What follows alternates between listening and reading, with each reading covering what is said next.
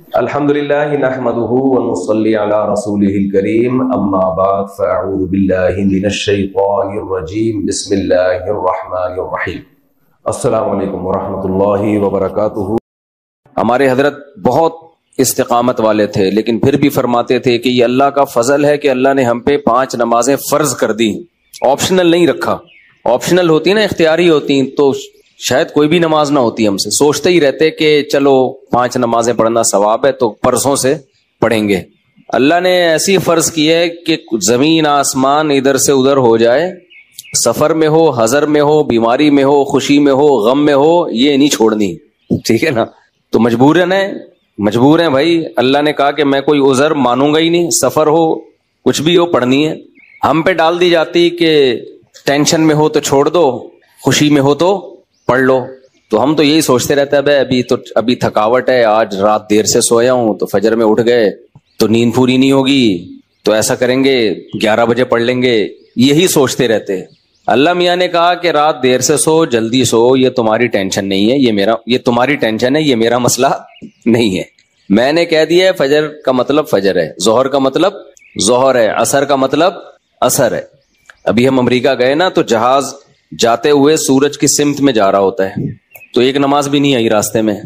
ہم نے ظہر پڑھ تو لی، لیکن نہیں بھی پڑھتے تو امریکہ پہنچ کے بھی مل جاتی، کیونکہ سورج کے ساتھ ساتھ چل رہے ہیں۔ واپسی پہ مخالف آ رہے ہیں تو ٹھکا ٹھک نمازیں آ رہی ہیں۔ اب جب ٹھکا ٹھک نماز آ رہی ہے، ایک نماز کا ٹائم، فوراً دوسری نماز، فوراً تیسری نماز، فوراً چوتھی نماز، فوراً 5ویں نماز۔ اور اللہ نے فرض نماز میں کہا ہے کہ کھڑے ہو کے پڑھو، قبلے کی طرف پڑھو۔ یہ ممکن نہیں ہے تو پھر مجبوراً بیٹھ کے پڑھو، لیکن فرض نماز پھر بعد میں لوٹانی چاہیے، کیونکہ فرض نماز اصل میں قیام بھی فرض ہے اور قبلہ رو ہونا بھی فرض ہے۔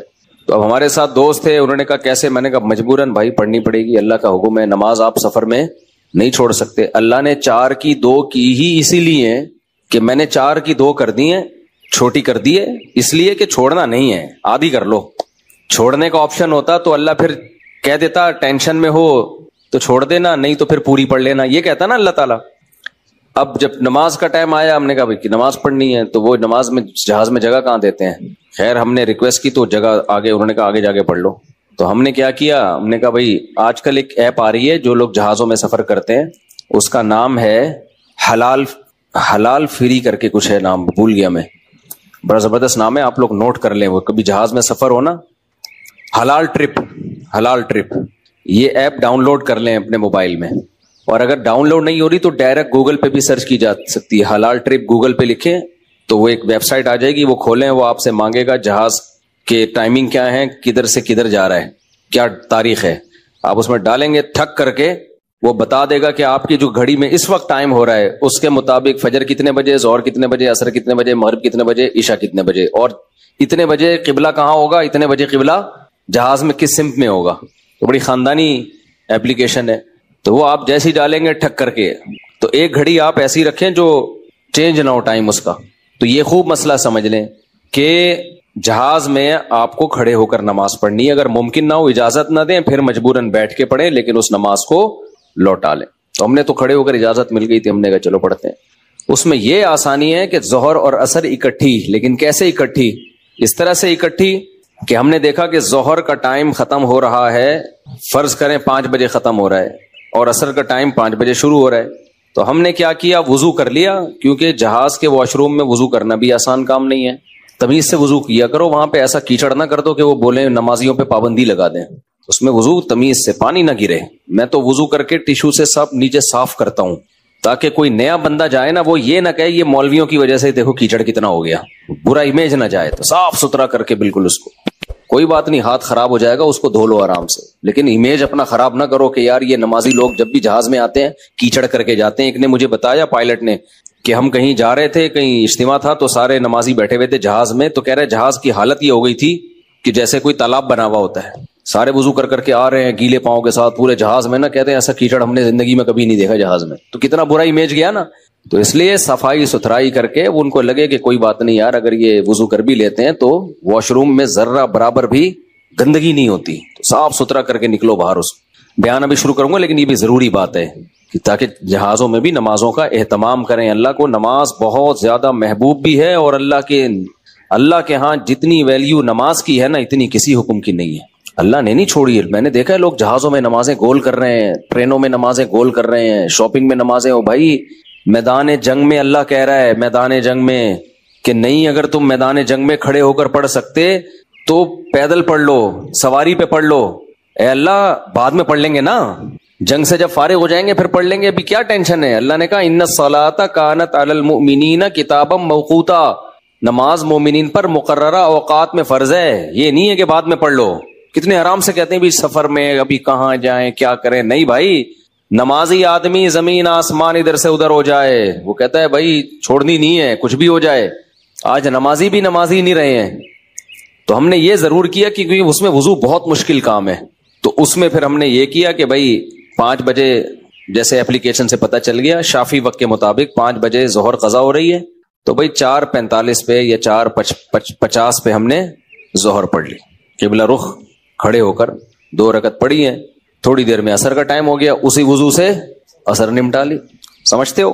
تو یہ اس طرح سے نبی صلی اللہ علیہ وسلم نے نمازوں کو سفر میں جمع کیا ہے. اور یہ جو حدیث ہے نا جس میں آتا ہے نبی صلی اللہ علیہ وسلم نے بغیر کسی عذر کے سفر کے نمازیں اکٹھی پڑھی ہیں ظہر عصر کی, تو اس کا بھی یہی مطلب ہے. ایسے اکٹھی نہیں ہے کہ ظہر کو قضا کر دیا ہو یا عصر کو ظہر کے ٹائم پہ پڑھ لیا ہو, ورنہ پھر یہ جو آیت ہے حافظوا علی الصلاوات والصلاۃ الوسطی, نمازوں کی حفاظت کرو خصوصاً عصر کی نماز کی, پھر اس کا مطلب کیا ہو گیا؟ اس کا تو پھر مطلب ہی نہیں بنتا کوئی. تو حدیث کی وہ تشریح کی جائے گی جو قرآن سے میچ کر رہی ہو. تو اس طرح سے پھر مغرب عشاء بھی ایسے پڑھ سکتے ہیں آپ. مغرب کو ڈیلے کر دیا, عام حالات میں یہ مناسب نہیں ہے, نبی صلی اللہ علیہ وسلم کا معمول نہیں تھا, لیکن کبھی کبھار کوئی عذر ہو تو اس طرح سے ڈیلے کیا جا سکتا ہے. تو مغرب کو تھوڑا ڈیلے کیا عشاء کے قریب. صحیح بخاری کی حدیث ہے, اس میں حضرت عبداللہ بن عمر نے اسی طرح جمع کیا ہے کہ مغرب پڑھی تلبث یسیرن, تھوڑی دیر ٹھہرے پھر عشاء پڑھ لی. تو اس سے پتہ چلتا ہے کہ جن حدیثوں میں آتا ہے اکٹھی پڑھی ہیں تو ان کا یہ مطلب ہے جو بخاری میں بیان. خیر ابھی یہ ٹاپک نہیں ہے کیونکہ لوگ کہتے ہیں کہ یہ لوگ حدیثوں کو نہیں مانتے, حدیثوں میں تو 2 نمازیں اکٹھی پڑھنے کا ہے. ہم مانتے ہیں اکٹھی, لیکن اکٹھی کا مطلب کیا ہے؟ تو خلاصہ یہ کہ کسی قیمت پہ بھائی نماز قضا بولو مت کرو. دیکھو بار بار ایک بات بیان کرتا ہوں, اللہ کے حکم میں آسانی ہے, لچک نہیں ہے. کیونکہ دنیا میں کوئی بھی قانون ساز اپنے قانون کو ہلکا نہیں سمجھتا. دنیا میں جو بھی حکومت ہوتی ہے قانون بنائے اور یہ کہے کہ یہ لازم ہے, اس کے بعد پھر وہ لازم نہ کرے, اور تو اس کا مطلب خود اپنے قانون کی ویلیو کو وہ ڈی ویلیو کر رہی ہے نا. یہی مطلب ہو گیا نا. دنیا میں کوئی یہ نہیں کرتا, تو اللہ قانون بنائے اور کہے کہ یہ فرض ہے, سفر میں بھی فرض ہے, حضر میں بھی فرض ہے, پھر اللہ کہ چلو میں نے کہہ تو دیا باقی تمہاری مرضی. نا نا نا نا نا نا, صحیح ہے, اللہ نے کہہ دیا اب ہے تو ہے, اب آپشنل نہیں ہے. رمضان کے بار بار میں بتاتا ہوں نا, روزے میں مزدور کو بھی روزہ رکھنا پڑے گا, کتنی سخت گرمی ہو, کیونکہ اللہ نے قانون بنا دیا بھائی بیماری میں سفر میں چھوڑ سکتے ہو, اس کا مطلب تیسرا کوئی عذر نہیں ہے, رکھنا پڑے گا. تو اس لیے جو فرائض ہے نا, واجبات فرائض, اس میں اللہ کے قانون آسان ضرور ہے, لچکدار نہیں ہے. جب ہے تو ہے. اسی میں ایک اور مسئلہ آ گیا عدت کا. کسی عورت کے شوہر کا انتقال ہو جائے, اللہ نے قانون بنا دیا, آسان قانون بنایا. زمانہ جاہلیت میں بہت مشکل تھا. جب کسی عورت کے شوہر کا انتقال ہوتا تھا تو زمانہ جاہلیت میں عورت 2 سال عدت گزارتی تھی. کتنی؟ 2 سال. اور اس 2 سال میں وہ میلی کچیلی رہتی تھی. یہاں تک بھی بعض روایات میں آتا ہے اس کی جگہ کو گندا رکھا جاتا تھا, مینگنیاں لا کے ڈال دی جاتی تھی, گند میں رہے. اسلام نے اس حکم کو ختم کیا, یہ ظلم ہے عورت کے اوپر. اللہ نے حکم دیا 4 مہینے 10 دن بس, اور اس میں میلی کچیلی نہیں رہے گی, نہائے دھوئے, بس زینت اختیار نہیں کرے گی, زیور نہ پہنے, خوشبو کا استعمال نہ کرے, زینت اختیار نہ کرے, باقی نارمل رہے, گھر سے باہر نہ نکلے. وہ ایک صحابیہ نے نبی صلی اللہ علیہ وسلم سے اجازت چاہی کہ بھئی 4 مہینے 10 دن میں یوں کر لوں, میں فلانی جگہ چلے جاؤں. آپ نے فرمایا اللہ تعالیٰ نے تمہیں یہ آسانی دی ہے کہ وہ زمانہ جاہلیت کا حکم اللہ نے منسوخ کر دیا, اب اتنی آسانی دے دی, تو اب اس حکم کو فالو کرنا پڑے گا. اب آج کل خواتین کیا کرتی ہیں, شوہر کی ڈیتھ ہوئی, جو دیندار نہیں ہے ان کی تو بات ہی نہیں کر رہا نا, ان کی نظر میں تو عدت ودت کی کوئی 2 ٹکے کی حیثیت ہی نہیں ہے, وہ تو اس کو دقیانوسی حکام سمجھتی ہیں. لیکن جو دیندار ہیں وہ بھی بھائی, وہ ڈیتھ ہوئی, شوہر کا چہرہ دیکھنے کے لیے جا رہی ہیں ہسپتال, پھر وہ فلانے کے کام سے جانا ہے تو آج فلانے کے کام سے جانا ہے, تو آج یوں کرنا ہے, آج یہ کرنا ہے, یہ فلانے پورشن میں چلی جاتی ہوں, ماموں کے گھر جا کے عدت گزار لیتی ہوں, بھائی اللہ تعالیٰ نے جو عدت کے حکام دیے ہیں، شوہر کی ڈیتھ ہوتے ہی عورت کی عدت بولو شروع. اور عدت میں 2 کام لازمی ہیں، گھر سے نہیں نکلنا ہے، زینت اختیار نہیں کرنی. اب اس میں لوگ ہمیں تنگ کرتے ہیں، یار وہ چہرہ دیکھنے جانا چاہتی ہے ہاسپٹل میں. بھائی شوہر کو گھر لے آؤ. اگر بیوی نے اپنے شوہر کو دیکھنا ہے، میت کو گھر لے آؤ. عورت نہیں روڈ پہ آ سکتی، جنازے کی چارپائی کے پیچھے پیچھے جا رہی ہوتی ہے گھر سے باہر نکل کے. پھر اللہ کو غضب آئے گا، جب میں نے ایک آرڈر دے دیا ہے اس کو ہلکا کیوں لے رہے ہو؟ عیادت کے لیے نہیں جا سکتی وہ، سمجھ رہے کہ بھئی فلاں بیمار ہے تو چلو میں عیادت کے لیے چلی جاؤں، فلاں کی ڈیتھ ہو گئی چلو میں تعزیت کے لیے. حج ختم ہو جاتا ہے اس سے. حج کی کتنے مسئلے آتے ہیں، عورت نے حج کی درخواست دی ہوئی ہے، نام آ گیا، حج پہ جانے کی تیاری ہو گئی، شوہر کا انتقال ہو گیا. اب جس دن جانا ہے 4 مہینے تو ہو جائیں گے، 10 دن رہ جائیں گے. تو ہم کہتے ہیں بھائی 10 دن کیا، 1 گھنٹہ بھی رہ گیا ہونا 4 مہینے 10 دن ہونے میں، آپ کو 1 گھنٹہ پہلے بھی نکلنے کی اجازت نہیں. بے شک حج ضائع ہو جائے کوئی بات نہیں، حج کینسل ہو جائے، کیونکہ حج کی فرضیت پہ عدت مقدم ہے. حج اگلے سال بھی ہو سکتا ہے، عدت تھوڑی ہو سکتی ہے. تو ہاں یہ اللہ نے آسانی رکھ دی ہے کہ جس عورت کا کوئی کمانے والا نہ ہو، اللہ نے لچک، جہاں شدید ضرورت تھی وہاں اللہ نے خود بخود لچک رکھ دی کہ بھوکے تو نہیں مر سکتے نا، کمانے والا کوئی نہیں ہے تو کمانے کے لیے جا سکتی ہے، مجبوری ہے بھائی کمانا. اس میں فقہاء نے بیان کیا دن میں جائے بغیر زینت اختیار کیے، اور دن میں واپس آ جائے، اور صرف کمانے کی حد تک باہر نکلے، ادھر ادھر نہ جائے.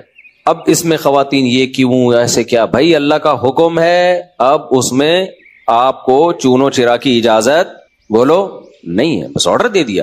پھر اللہ نے یہ بھی حکم نازل کر دیا کہ اگر عورت پریگنینسی میں ہے تو بچہ ہوتے ہی اس کی عدت ختم ہو جائے گی. دیکھو ہمارے نبی صلی اللہ علیہ وسلم بھی اللہ کے آرڈر کے سامنے کیسے اپنی عقل نہیں استعمال کرتے تھے. ایک صحابیہ کو حمل تھا، ان کے شوہر کی ڈیتھ ہوئی ہے اور ادھر بچہ پیدا ہو گیا، ادھر ڈیتھ ہوئی اور ادھر فوراً ہی. اب ان کو خیال ہوا بھائی اتنی جلدی تو عدت پوری نہیں ہوتی، تو کیا کرنا ہے؟ نبی نے سے مسئلہ پوچھا گیا، آپ نے فرمایا ختم. جب اللہ نے کہہ دیا وَأُولَاتُ الْأَحْمَالِ أَجَلُهُنَّ أَن يَضَعْنَ حَمْلَهُنَّ کہ حمل والی عورت کی عدت یہ ہے کہ بچہ جن لے. تو بچہ جن دیا تو اللہ نے تو نہیں کہا کہ 1 سیکنڈ بعد جنے یا 1 سال کے بعد جنے، اللہ نے یہ کہا ہے اللہ نے قرآن میں. تو ہمارے نبی بھی اللہ کے حکم کو کیسے فالو کرتے تھے نا. اگر یہی بچہ پہلے پیدا ہو جاتا، پیدا ہوتے ہی شوہر کی موت ہو جاتی. فقہا بہت باریک مسائل بیان کرتے ہیں اور آج کل کے اسکالر نا ان کا مذاق اڑاتے ہیں کہ دیکھو یہ اتنی باتوں میں لوگوں کو الجھایا ہوا ہے. فقہا نے بیان کیا ہے کہ ادھر بچہ پیدا ہوا، کیونکہ ایسا ممکن ہے، قانون جب لکھا جاتا ہے تو امکان کو بھی لکھا جاتا ہے کہ ابھی آدھا بچہ پیدا ہوا ہے اور شوہر کی ڈیتھ ہو گئی تو کیا ہوگا. ایک ہے بچہ پیدا ہوتے ہی شوہر کی ڈیتھ ہو جائے، تو بچہ چونکہ پہلے پیدا ہوا ہے، شوہر کی ڈیتھ بعد میں ہوئی ہے، تو اب عدت کیا ہوگی؟ اب 4 مہینے 10 دن چلے گی. ادھر شوہر کی ڈیتھ ہوئی اور فوراً بچہ پیدا ہو گیا تو عدت ختم. اب ایسے بھی کیس قیامت تک کے لیے دین آیا ہے نا، ایسا بھی ممکن ہے کہ شوہر کی ڈیتھ ہوئی اور بچہ آدھا پیدا ہوا ہے اور ادھر ڈیتھ ہوئی اس کی، یعنی ولادت ہو رہی تھی اور شوہر کا انتقال ہو گیا. امکان تو ہے نا، لا جب لکھا جاتا ہے نا تو اس میں امکانات بھی لکھے جاتے ہیں. تو فقہا نے اس میں بھی بحث کی ہے کہ اس صورت میں کیا ہوگا. یا عورت کنفیوز ہے، پتہ ہی نہیں چل رہا کہ جب اطلاع ملی ہے تو بچہ پیدا ہو چکا تھا یا نہیں ہوا تھا، اس کے بھی فقہا نے حکام لکھے ہیں.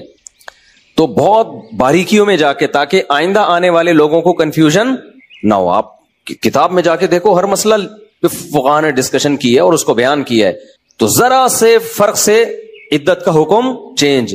لیکن کیوں اتنا احتیاط کیوں؟ بھائی اللہ کا جب لا ہے تو وہ 2 اور 2 4 کی طرح ہے. سمجھتے ہو کہ نہیں سمجھتے ہو؟ اب اللہ نے کہہ دیا کہ بھائی جو حمل والی عورت ہے اس کا بچہ پیدا ہوتے عدت ختم، اگلے سیکنڈ میں بچہ پیدا ہوا عدت ختم. حضرت عائشہ کا قول ہے یا کسی صحابی کا کہ شوہر کو ابھی غسل بھی دیا جا رہا ہو نا، ابھی دفنایا بھی نہیں جا رہا ہے اور بچہ پیدا ہو جائے تو بس ختم عدت، چاہے دفنایا بھی نہ ہو، فوراً نکاح کر سکتی ہے وہ، ٹھیک ہے نا، فوراً نکاح کر سکتی ہے. تو اللہ نے اجازت دے دی اس کو. اب اس میں حکمت کیا ہے ہمیں نہیں پتا بھائی، اللہ کا حکم ہے، نص وارد ہو گئی تو نبی نے بھی اس پر عمل کیا، صحابہ نے بھی، ائمہ مجتہدین نے بھی. لیکن یہ نہیں ہے کہ جی 40 دن کی عدت، بعض 40 دن کی عدت منا رہی ہیں، بعض جو ہے وہ سفر کر رہی ہیں عدت کے دوران. تو ہاں گھر اکیلا ہے، وحشت ہے اس میں، بہت زیادہ خوف ہے، کوئی خطرہ ہے چوری چکاری کا، تو مجبوری میں پھر وہ گھر چینج کر سکتی ہے. جیسے کوئی